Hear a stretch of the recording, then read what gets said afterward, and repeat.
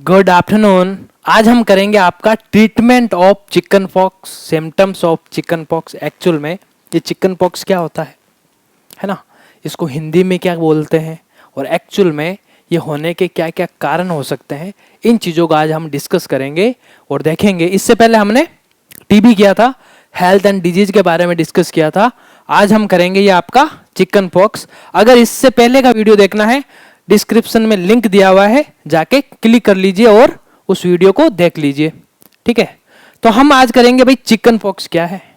Okay, तो हम करेंगे चिकन पॉक्स क्या है उसको समझेंगे। देखिएगा, चिकन पॉक्स को सबसे पहले तो आप लोगों को ये आइडिया रहना चाहिए कि हिंदी में क्या बोलते हैं।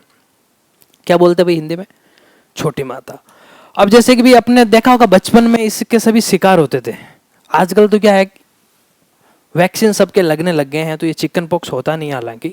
लेकिन जैसे मुझे भी हुआ था जब मैं बचपन में 6 या 7 साल का था समथिंग, तब पूरी बॉडी के अंदर छोटे छोटे रेड रेसेस हो जाते थे, है ना, दाने टाइप्स निकलना स्टार्ट हो जाते थे। उसको आप क्या बोलते हो? छोटी माता।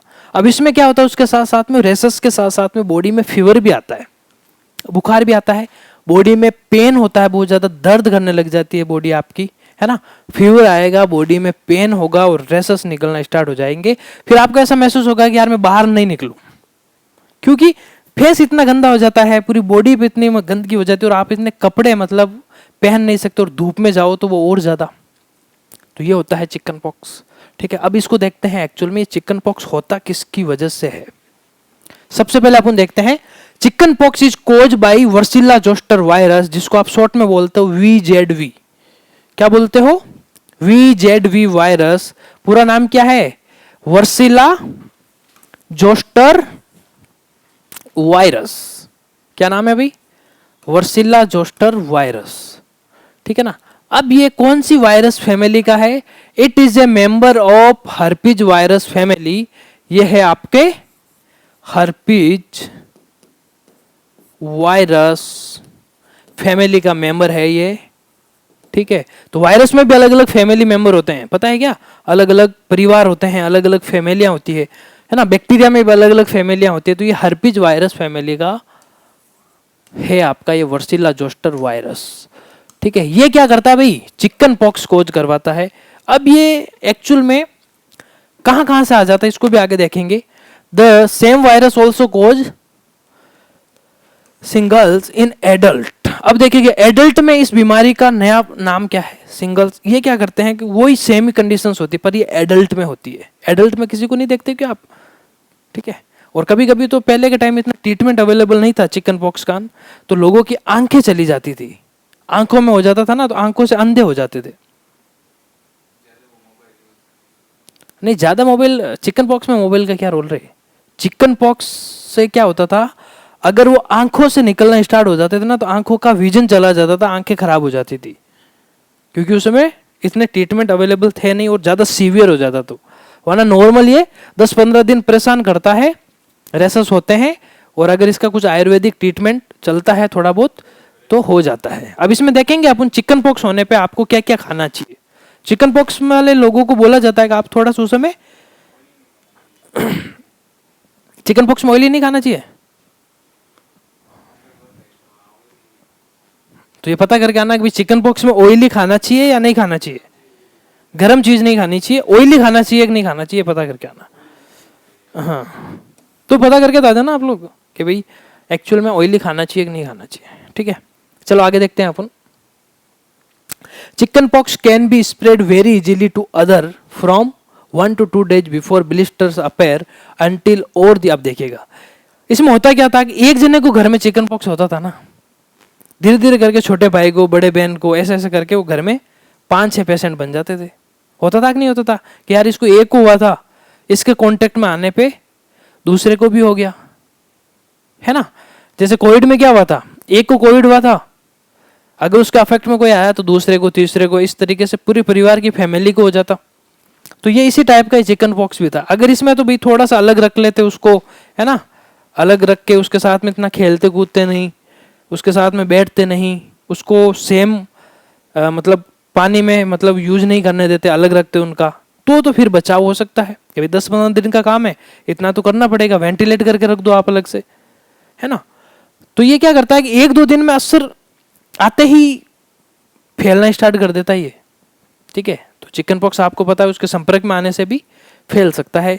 जैसे हाथ पे है और हाथ आपने टच कर लिया तो भी हो सकता है, ठीक है। अब देखो ऑल्सो कोल्ड, इसको आप वर्सीला भी कहते हो। कौन सी बीमारी बोल सकते हो? वर्सीला। अभी वर्सीला नाम क्यों दिया? कि भाई वर्सीला जोस्टर वायरस फैला रहा है, तो इसलिए इसको वर्सीला भी कहते हैं। समटाइम्स ऐसा पूछा जाता है कि वर्सीला कोज भाई, तो कंफ्यूजन में नहीं रहना है। वर्सीला जोस्टर वायरस कोज करता है। और वर्सीला किसको कहते हैं? चिकन पॉक्स को कहते हैं। और हिंदी में चिकन पॉक्स को छोटी माता बोलते हो आप लोग।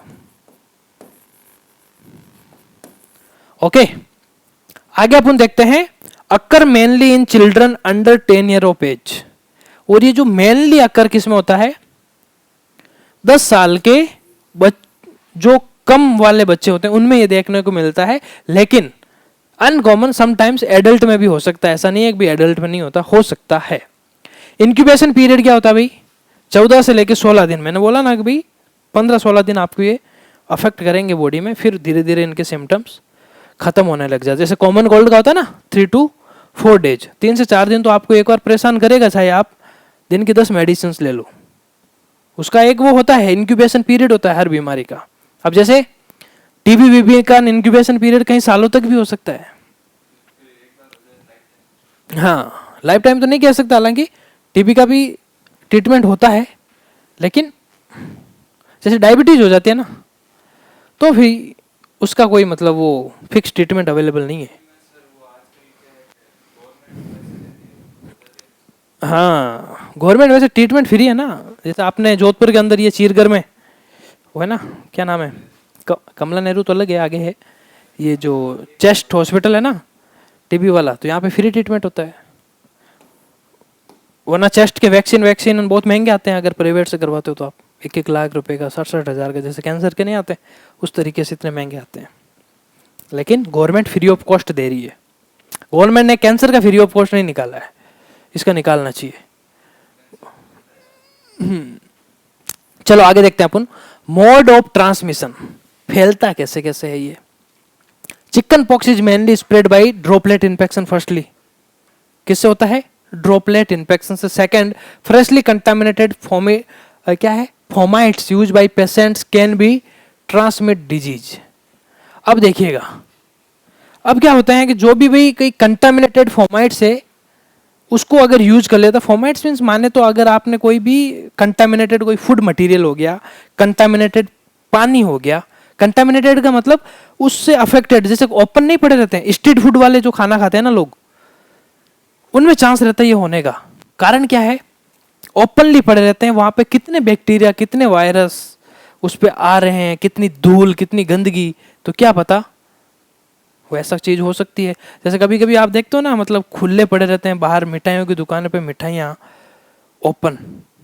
आजकल तो वो चलो भाई कुछ मिठाइयाँ फ्रीज में रखते हैं, कांच में रखते हैं, लेकिन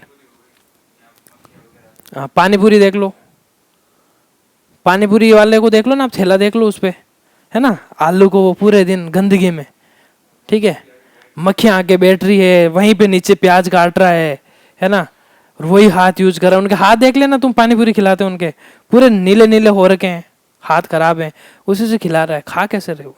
मेरे तो ये समझ में नहीं आ रहा है।